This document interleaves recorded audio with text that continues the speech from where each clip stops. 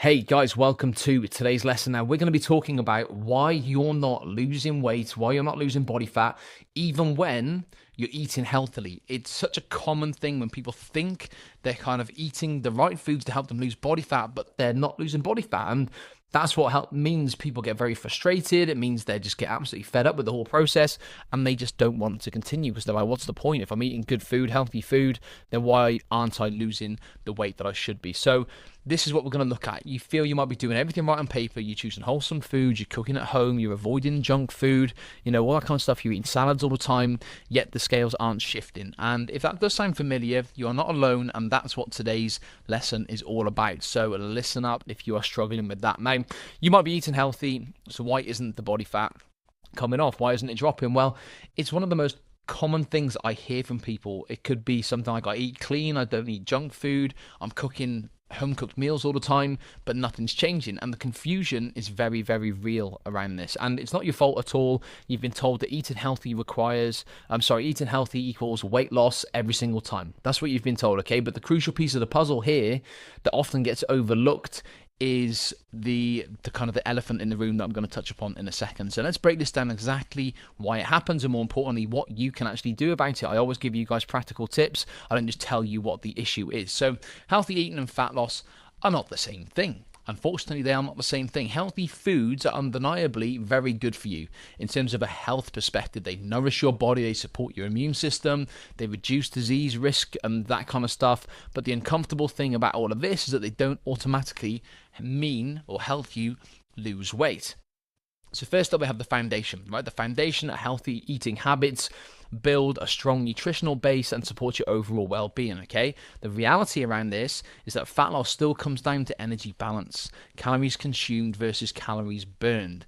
And the problem with this is that you can overeat in good healthy foods just as easily as you can overeat with unhealthy foods or foods that are associated with being unhealthy, because they still contain energy, they still contain calories. And even if we're eating a healthy food and we overconsume it, you can still gain body fat and really not lose body fat in that respect. So a good example of this would be nuts, olive oils, avocado, that kind of stuff. They are nutritional powerhouses. They are packed with healthy fats, vitamins, minerals, all the good stuff, and they're genuinely very, very good for your overall health. But they're also incredibly calorie dense. So even a small handful of nuts or a drizzle of olive oil can easily add 200 to 300 calories onto your daily calorie total without even filling you up much. That's the problem with them. So, like I'm saying, they are extremely healthy, but we have to be aware that they're very calorie dense, and that isn't always going to be beneficial when we're trying to lose body fat. So there are hidden calories absolutely everywhere. The difference between maintenance and fat loss often comes down to just 300 to 500 calories per day. And that is shockingly easy to consume without even realizing it. So here's where some of those sneaky calories typically hide, okay? Cooking oils and dressings is the first one. A single tablespoon can contain 120 plus calories. 2 tablespoons for cooking, 1 for salad dressing. That's 360 calories before you've even eaten the food itself. Crazy amount, yeah? Handful of nuts, for example. Reach into the bag for just a few nuts. Could be cashews, almonds, really healthy foods. A small handful is easily 200 calories. 3 handfuls throughout a day, 600 calories, and you're not even full from it. It's just a habit more than anything to eat those things. Then we have smoothies, juices, that kind of stuff. That kind of healthy morning smoothie that you've seen on social media with a banana, some berries, some protein powder, nut butter, milk, all that kind of stuff.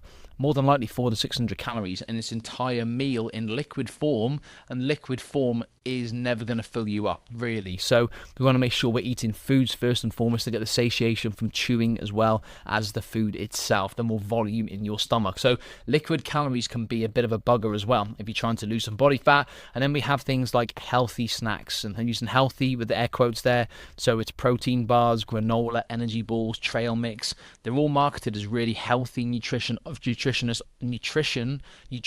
even options, but while they do carry a good amount of nutrition, and there is a place for these things in our diet, many contain 200 to 400 calories per serving, and that is similar to a chocolate bar. So if you want a chocolate bar and you're thinking, no, I should have a protein bar or an energy ball, you know what, sometimes have the chocolate bar, okay?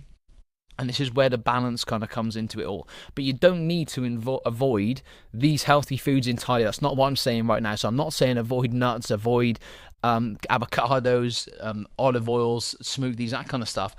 But it's just being aware of how much of them you're actually consuming, and it might be the reason why you're not making progress with your weight loss or with your fat loss, okay? And then we have something that, again, is very, very common. It's the I hardly eat anything syndrome. Now, you genuinely feel like you're not eating anything. You're barely eating, okay? Your weekday meals are modest. You're not gorging yourself, yet the scales aren't shift. So what the hell is happening here? Now, if the scales aren't moving over several weeks, you are not in a calorie deficit, regardless of how clean your meals appear to be. And this isn't about honesty, it isn't about willpower, it's about the psychology of eating and the limitations of your memory, okay? So research consistently shows that people underestimate their food intake by around 30 to 50%. And here's what's this is what commonly gets forgotten. So things like weekend calories, Monday to Friday, you might be disciplined, okay? But Saturday, Sundays often involve restaurant meals, takeaway, social eating, or simply relaxing your portion controls a bit. 2 days can easily and really, really easily undo 5 days of deficit. Doesn't take much at all. Then we have like the little extras on top of that. So it could be milk in your 3 daily coffees would be 150 calories, sauces and condiments, 100 plus calories. Finishing your child's leftovers, which again is a very, very common thing, 200 to 300 calories, Tasting while you're cooking things, again, this can be a bit of a problem, 150 calories. These can add up. If you're doing these things, it can add up to 600 plus untracked calories throughout the course of the day, which is not going to help any fat loss goals. And then larger portions of calorie dense meals as well. So your pasta with vegetables, it seems like a reasonable, healthy meal, doesn't it? But the portion is actually double what you think it is. And the olive oil used in cooking added an extra 300 calories that you didn't account for. So it's just being aware of this stuff. And again, I'm going to reiterate, I'm not saying you have to eliminate these foods from your diet, but I want you to be more aware of what you're actually eating and the volume, how much of them you're actually eating. The post-workout trap as well is another one. So when people train really, really hard, they can kind of subconsciously think to themselves, you know what, I earned this, I earned the takeaway, I earned that pint of beer or whatever, that glass of wine. Now, this mindset is one of the biggest obstacles I face as a coach for fat loss. A typical gym session, even a really intense one, generally burns around 300 to 400 calories, okay? That is a substantial amount, it's good, but it's not as much as you think. On your smartwatch or your fitness tracker, whatever, is probably telling you you've burned double than that, and that's where you think, oh, I've earned that glass of wine, I've earned that takeaway, and all that jazz, okay? So meanwhile, a reward meal or extra snack can effortlessly put my teeth in, deliver 600 plus calories, So if you are burning 300 to 400 calories and then you see you've earned that 600 calorie meal, it's not going to help with fat loss, with weight loss, is it? A muffin with a post-workout coffee, 400 calories straight away. An extra large dinner because you earned it, 800 plus calories. So this is where the calories can creep in without us even realizing it. And what I wanted people to understand as well is that your metabolism isn't broken, okay? So when fat loss tends to stall, it's very tempting to kind of blame your metabolism a little bit. So it's just stopped working, my body's in starvation mode, I can't lose weight no matter what's happening. But this is the thing, your metabolism hasn't stopped, it hasn't broken, it's doing what it's designed to do. It's adapted to keep you alive. So what happens here, body composition changes. As you lose weight, you have less tissue to maintain within your body. A smaller body requires fewer calories. That's physics, it's not dysfunction at all, that's just physics, okay? Reduce movement, so when you're eating less, you unconsciously move less throughout the course of the day. Fidgeting decreases, you sit more, you take the lift instead of the stairs, you're generally a bit more fatigued mentally and physically. This can reduce your daily calorie burn by 200 to 300 calories, so that's not going to help. And then tracking accuracy drifts. So initial vigilance gradually relaxes. So portions creep up, roughly estimating becomes less accurate, small increases compound over weeks. So this is a good example of this would be when someone's like logging and tracking their food in MyFitnessPal and they're doing it religiously, and then they start to not do it as much and they start having a bit more peanut butter here and there, they start to have an extra handful of nuts here and there, they start to have some slightly larger portions, maybe a bit more pasta, a bit more rice now and again without really tracking it properly and thinking that's the right calories. So what I advise people to do is to just log and track them once every month. Essentially, 1 week every single month is quite a good opportunity to have a look at what you're doing. Could even be 1 week every 2 months, you know, just to kind of revisit it, see where you are, see if you're overestimating stuff, and then go again, reset, go again. So the solution to all of this, your metabolism is not the enemy. It is your body trying to maintain an equilibrium. Okay, if fat loss stalls, the answer isn't panic or drastic measures. Simply tweak your calorie intake downwards slightly, increase your deliberate movement slightly more, and tighten up tracking accuracy a little bit. You do all those things, you are going to be right on the right track again. Okay. So we have a little 3-step framework here for you now. We have awareness, consistency, and adjustment. So awareness is the first part of this 3-step framework. You don't need to obsess over every single calorie, but you must have a rough understanding of how much you are consuming. So track your food for a week. That's all you need to do. Use a food diary, take photos, get familiar with your portion sizes and calorie content of your regular meal so you can track it in any which way you want to. I don't want to trigger people by saying you have to use MyFitnessPal or any other food tracking apps like that. You can literally take photos and have a look at what you're eating. You can literally write it down with a pen and paper, but it's definitely good to track. What gets measured gets managed. Okay. Then consistency. So stick to your approach for 2 to 3 weeks. So track for a week, get your idea what's going on, stick to that approach for 2 to 3 weeks before judging whether that's working. So your weight will fluctuate daily due to water. So I don't recommend anyone weighs themselves daily, but you can do it once a week, once every 2 weeks is a good way to go about it. At the same time, the same day, wearing the same clothes, we want the same kind of metrics there, so it's as accurate as possible. Your weight will fluctuate daily due to water, digestion, hormones, stress, all these different things. Short-term changes mean nothing. Trends over weeks reveal the real truth. And then the adjustment side of stuff as well. So if you're genuinely consistent for 3 weeks and nothing changes, just make a small adjustment. Reduce your daily calories by 100 to 200 per day. You could even add 20 minutes of walking most days to increase your calorie burn. Don't slash your calories dramatically because that's just not going to be sustainable. You're going to be hungry, miserable, lethargic, and you're going to slow that metabolism right down. We don't want that. Small, sustainable changes win long term. Now, this framework sounds simple because it is.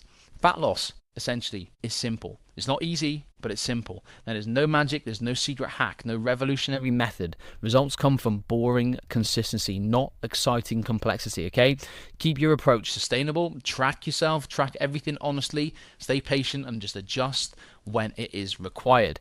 And you don't need to eat perfectly. Right? That is something I really want to enforce here. You don't need to eat perfectly. Eating healthy foods is absolutely the foundation. Of course it should be. Nutrient-dense whole foods should form the vast majority of your diet for your overall health, satiety, well-being. But fat loss only happens when the energy equation is in sync, when it lines up, so you can eat the right foods and still not lose body fat if you're consuming more energy than your body is using. So the goal isn't to eat less forever. Of course not. It's miserable, it's unsustainable, and it's just not something I would recommend. The goal is to eat right for your current objective, whether that's fat loss, whether that's maintenance, whether that's muscle gain. So what I strongly urge you to do is to stop chasing perfection. Start chasing more accuracy, more consistency, and more patience with the whole thing. And that's where the real change will happen. And last thing I'm going to touch upon here is that you can fit foods that you love into your diet and lose body fat. You can eat chocolate, you can eat crisps, you can eat biscuits. You can get them all in your diet in moderation as long as they fit to your calorie deficit. You can eat them, and it will keep you more sane. You're less likely, to binge eat and overeat at the weekend because you've been giving yourself a bit of chocolate here and there throughout the course of the week. And it's just a really, really good way to get that long-term sustainability with your diet. Because let's think about it, you're not going to never eat chocolate ever again, okay? That's not going to happen unless you hate chocolate, which I doubt anyone listening to this does. Not get the old person, but not many. But if we are adding a little bit of that into your diet every single day, you can learn to eat chocolate and get the results you want, and that's sustainable because it means you can keep eating chocolate the rest of your life and you can maintain your new fantastic body and level of health that you've got. All right, so hopefully this has helped a few people. Very, very big topic. I hear it a lot. And it's super important we start to get a head around this. So if you've got any questions about it, drop me a message. You know where to find me. But otherwise, have a great evening, and I'll speak to you all really soon.